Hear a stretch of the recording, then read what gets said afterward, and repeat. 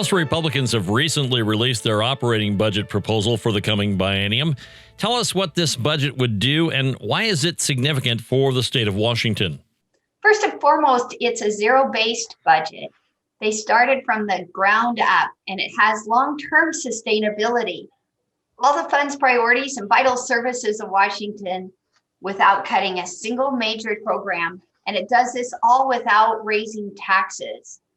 And it's really significant because we're the first budget on the table. And that'll give the public time to review it and digest it. And the funding priorities include working families and students and vulnerable people. Most importantly, it protects our small businesses and helps them recover from COVID. Also, I understand this budget provides meaningful help for families. Tell us about that. It does. We've had a project in our budget for years that's never been funded, the Working Families Tax Credit. For the first time in its 12-year history, this budget funds it fully with $600 million.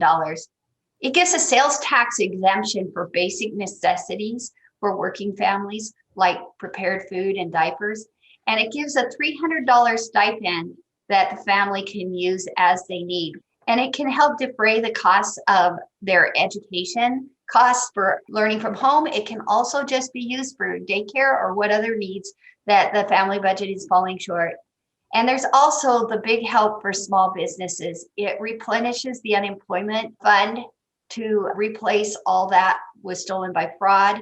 And it also gives temporary B&O tax relief for restaurants and other hard-hit businesses. And it boosts the funding for state tourism dollars to help recover the hospitality industry in our state.